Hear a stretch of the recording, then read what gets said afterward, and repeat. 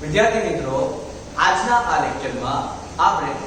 વિદ્યુત ડાયપોલનું વિદ્યુત ક્ષેત્ર એમાં બીજો ભાગ એટલે કે વિષુવવૃત્ત રેખા પર વિદ્યુત ડાયપોલની વિષુવવૃત્ત રેખા આ વિદ્યુત ડાયપોલ છે એના બિલકુલ મધ્યમાંથી પસાર થતી રેખા એટલે વિષુવવૃત્ત રેખા અને એમાંથી પસાર થતો સમતલ એટલે કે પૃષ્ઠ એમાં જે બિંદુ રહેલ હોય તે બિંદુ પાસે વિદ્યુત ક્ષેત્ર શોધવાનું સૂત્ર મેળવીએ. આ પણ 3 માર્કમાં પૂછાઈ શકે છે એવું છે. તો ક્વેશ્ચન જોઈ લઈએ કે વિદ્યુત ડાયપોલની વિષુવવૃત્ત રેખા અથવા વિષુવવૃત્તીય સમતલ પરના કોઈ બિંદુ P પાસે વિદ્યુત ક્ષેત્ર શોધવાનું સૂત્ર ચાલો. તો એના માટે આકૃતિ અહીંયા પણ ખૂબ જ અગત્યની છે. આ આકૃતિ ચોપડીની આકૃતિ છે પણ મેં તમને આ ટોપિક પ્રમાણે ચૂંટી કરી આપી છે. એના પહેલાનો જે લેક્ચર હતો એમાં આપણે ડાયપોલની અક્ષ પર ડાયપોલમાંથી પસાર થતી અક્ષ એમાં તે વિદ્યુત ક્ષેત્ર શોધવાનું સૂત્ર મેળવ્યું. એ જ પ્રમાણે હવે આ સમતલ વિષુવવૃત્ત રેખામાંથી પસાર થતું સમતલ કહો અથવા વિષુવવૃત્ત રેખા પરના કોઈ બિંદુ પર આપણે વિદ્યુત ક્ષેત્ર શોધવાનું સૂત્ર મેળવીએ. તો એના માટે આપણે આ થિયરી કેવી રીતે સમજવી થોડી અઘરી લાગશે, પણ જો આકૃતિ તમને આવડી જશે ને તો આ થિયરી ઈઝી થઈ જશે. જુઓ શું કરવાનું છે. તો સૌથી પહેલા આ +q અને -q એ ડાયપોલ દર્શાવે છે અને તેની વચ્ચેનો અંતર કેટલો છે તો આપણે જાણીએ છીએ કે એ 2a જેટલું અંતર છે. કેટલું છે? 2a જેટલું આ અંતર છે. બરાબર. આ ડાયપોલ ના +q -q વચ્ચે 2a જેટલું અંતર. તો એના માટે કહીએ કે આ બે ભાગ કેન્દ્રવર્તી કરી દો તો એક ડાબી બાજુ અને એક જમણી બાજુ આમ બે ભાગમાં a ને વહેંચી દઈએ તો a છે. મૂલ્ય સ્વરૂપે અહીંયા પર લઈએ તો 2a થઈ જશે અને સદિશ સ્વરૂપે લઈએ તો ડાબી બાજુ માઈનસ છે, જમણી બાજુ પ્લસ છે. પણ આપણે અહીંયા માનાંકની જરૂર છે તો ડાબી બાજુએ જમણી બાજુ a લીધું છે. હવે આપણે +q થી p બિંદુ વચ્ચેનું અંતર લેવા માટેની જરૂર ઊભી થશે. તો જે p બિંદુ છે ને p બિંદુ આ કેન્દ્રથી કેટલા અંતરે લઈ લીધું છે આપણે r અંતરે. જો ના દેખાતું હોય તો ફરીથી લખી લો અલગ કલરથી સ્મોલ r. તો ડાયપોલના કેન્દ્રથી બિંદુ p નું અંતર સ્મોલ r છે અને ડાયપોલના કેન્દ્રથી +q -q નું વચ્ચેનું અંતર સ્મોલ a છે. હવે આપણને જરૂર પડશે +q થી p બિંદુ વચ્ચે. તો +q થી p બિંદુ વચ્ચેનું અંતર એ થઈ જશે r પ્લસ કેમ? કારણ કે આ ધન વિભાગ છે. એટલું જ અંતર આ જમણી બાજુ -q છે તો એના માટેનું અંતર થઈ જશે r બરાબર. -q થી p બિંદુ વચ્ચેનું અંતર દર્શાવે. હવે અહીંયા આપણે +q વડે ઉદ્ભવતું વિદ્યુત ક્ષેત્ર p બિંદુ પાસે ધન છે તો ધન તરફથી વિદ્યુત ક્ષેત્ર બહાર તરફની દિશામાં હોય તો આ વિદ્યુત ક્ષેત્ર E+ લઉં તો એ આ દિશામાં દેખાશે. બરાબર. +q વિદ્યુત ક્ષેત્ર p બિંદુ પાસે બહાર તરફ દેખાશે. જ્યારે -q માટે તમે લો તો -q માટે વિદ્યુત ક્ષેત્ર -q માટે અંદર તરફ આવશે, q ની અંદર તરફ આવશે એટલે કે વિદ્યુત ક્ષેત્ર દિશા p પાસે આ -q તરફની આવશે. બરાબર. અને +q માટેનું વિદ્યુત ક્ષેત્ર ઉપર તરફ આવશે એટલે પરિણામી વિદ્યુત ક્ષેત્ર કઈ દિશામાં જશે? તો સમાંતર બાજુ ચતુષ્કોણના નિયમ મુજબ આ વચ્ચે વિકર્ણની દિશામાં આવશે જે પરિણામી વિદ્યુત ક્ષેત્ર E આવશે. તો કે E- એટલે કે ઋણ વિદ્યુત ભાગનું વિદ્યુત ક્ષેત્ર, E+ એટલે ધન વિદ્યુત ભાગનું વિદ્યુત ક્ષેત્ર અને આ પરિણામી વિદ્યુત ક્ષેત્ર હું અલગ કલરથી બતાવું એટલે વ્હાઇટ કલરથી બતાવું. તો આ E જે છે એ પરિણામી વિદ્યુત ક્ષેત્ર E+ અને E- ના સદિશ સરવાળા જેટલો હોય. પણ આપણે એ સદિશ સરવાળામાં કયા ઘટકો લેવાના? તો E+ નું એ કયો ઘટક આવશે તો તમને ખૂણો θ બતાવી દઉં તો ખૂણો θ અહીંયા લઉં તો અહીંયા પણ ખૂણો θ જ બનશે. બરાબર. આકૃતિની ભૂમિતિ પરથી આ 90 અંશનો ખૂણો તો આ કાટકોણ ત્રિકોણ બનશે અને આ ખૂણો θ બનશે. તો આ θ અહીંયા બનશે. તો આ એક E+ અને એક બીજો θ અહીંયા બને તો અહીંયા પણ θ લો તો E- ના બંને સદિશો E+ cos θ ઉપર તરફ આવશે અને E- cos θ નીચે તરફ આવશે. બરાબર. E+ cos θ ઉપર તરફ જમણી તરફ અને E- cos θ નીચેથી ઉપર તરફ એ પણ જમણી તરફ આવશે એટલે એનો સરવાળો પરિણામીમાં આવશે. તો પરિણામી વિદ્યુત ક્ષેત્ર E+ અને E- cos θ નો સરવાળો દેખાશે. જ્યારે sin θ ઘટકો એકબીજાની અસરોને નાબૂદ કરશે. તેના માટે પણ તમને ખ્યાલ આપી દઉં કે આ E+ sin θ ઉપર તરફ અને આ નીચે E - sin θ નીચે તરફ જેના મૂલ્યો સરખા છે પ્લસ માઈનસ છે ઉપર અને નીચે એટલે પરિણામી અસર એની નાબૂદ થઈ જશે તો ફાઇનલ આપણને વિદ્યુત ક્ષેત્ર E બરાબર કોના દ્વારા મળશે એક E cos θ દ્વારા અને બીજું E cos θ ના સરવાળા સ્વરૂપે મળશે હવે આ આકૃતિ આપણે સમજી લઈએ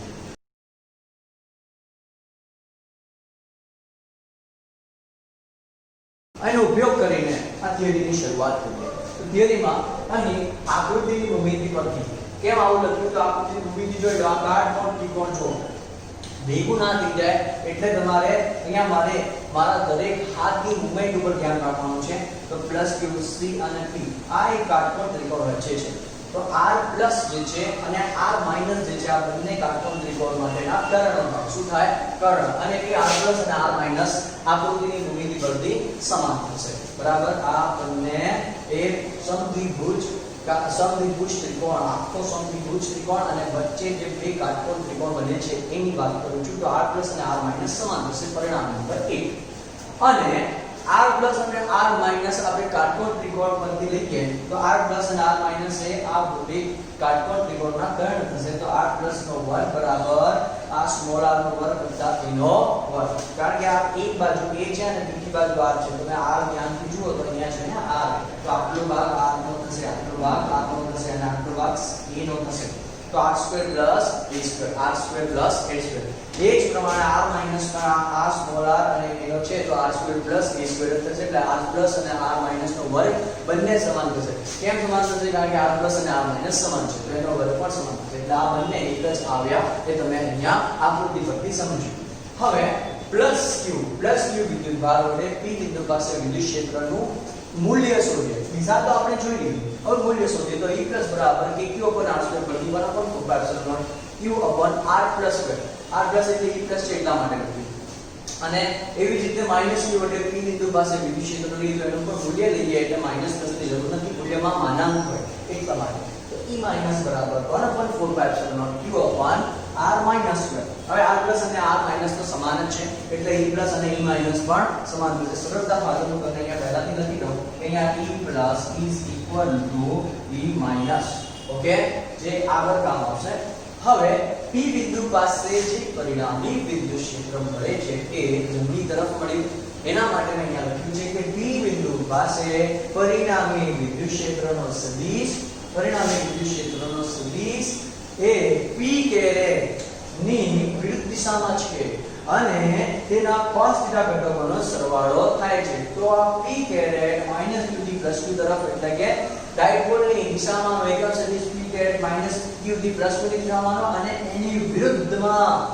આની વિરુદ્ધમાં E છે ક્ષેત્ર E છે એટલા માટે વિરુદ્ધ દિશામાં આવશે અને તેમાં cos θ ઘટકોનો સરવાળો કેવી રીતે થાય છે મેં પહેલાથી બતાવ્યું છે તો હવે જુઓ તો પરિણામી વિદ્યુત ક્ષેત્ર E બરાબર E પ્લસ નો cos θ ઘટક E માઈનસ નો cos θ ઘટક અને p કેરેટ ની આગળ માઈનસ કેમ કારણ કે E જે છે p ની વિરુદ્ધ દિશામાં છે તો p ની વિરુદ્ધ દિશા માટે આપણે માઈનસ લઈએ છે ઓકે ખબર પડી ગઈ કેમ માઈનસ આવ્યો હવે માઈનસ ને આગળ લઈ લઈએ તો આ માઈનસ આગળ આવી જશે અને E પ્લસ E માઈનસ નો cos θ જે છે ને એ અચળ બહાર જમણી તરફ જતો રહેશે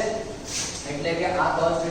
જમણી તરફ કોમન લીધું અને પાછળ p કેરેટ છે તો માઈનસ આગળ આવી ગયો હવે E પ્લસ અને E માઈનસ ની સાથે આપણે cos θ જે છે ને એ cos θ બરાબર તો આપણું ભૂમિતિ પરથી cos θ અહીંયા લો તો પાસેની બાજુ ભાગ્યા કર્ણ તો પાસેની બાજુ શું છે a અને કર્ણ શું છે r પ્લસ અથવા r માઈનસ બંને સમાન છે તો આપણે r પ્લસ લઈએ તો પાસેની બાજુ ભાગ્યા કર્ણ તો a cos θ બરાબર a upon r પ્લસ હવે કારણ લખી દઈએ તો અહીંયા E પ્લસ અને E માઈનસ સમાન આવશે r પ્લસ અને r માઈનસ સમાન આવશે અને cos θ બરાબર a upon r પ્લસ આવશે હવે આ e પ્લસ અને e માઈનસ નો ઉપયોગ નીચે કરીએ તો e પ્લસ કેટલા થઈ જશે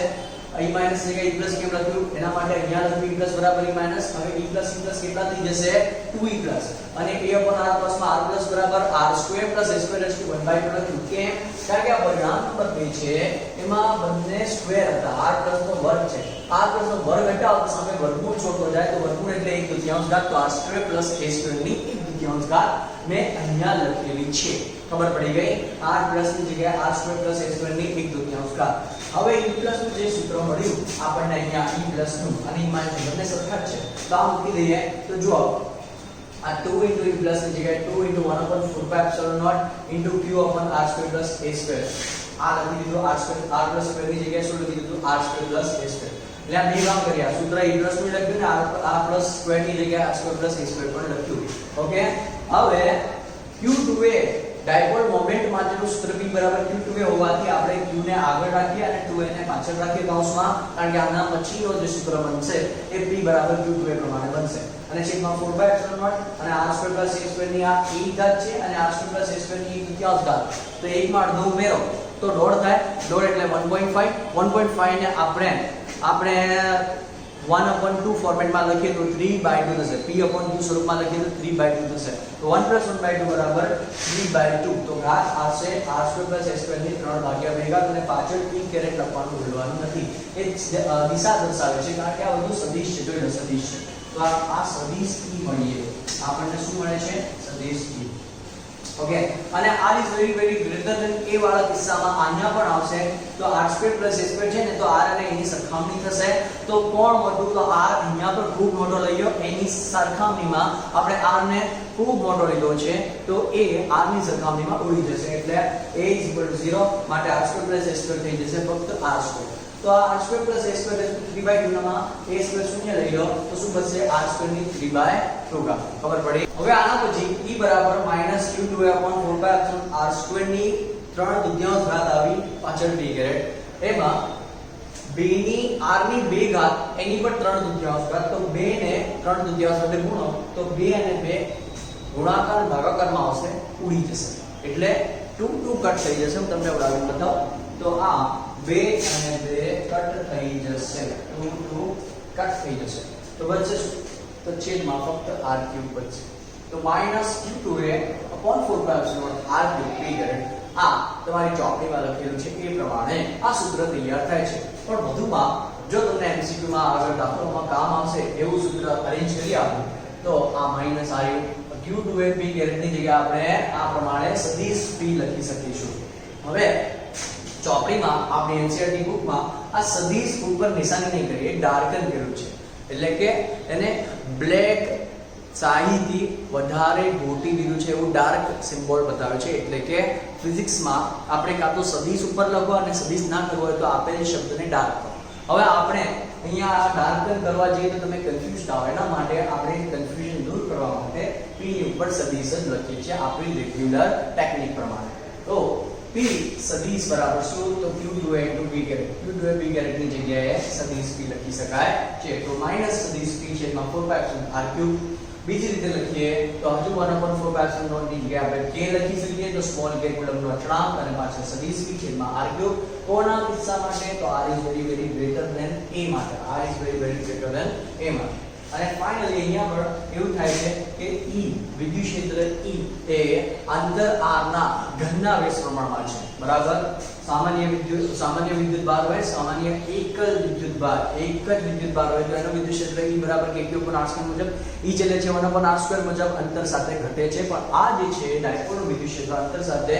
અંતરના ઘન મુજબ ઘટે છે અને આ MCQ માં ચલે છે 1/r³ પ્રમાણે પણ લખી શકાય અને ચલે છે r⁻³ -3 r ની -3 ઘાત પ્રમાણે પણ લખી શકાય છે. બોલો ખબર પડી ગઈ બધાને.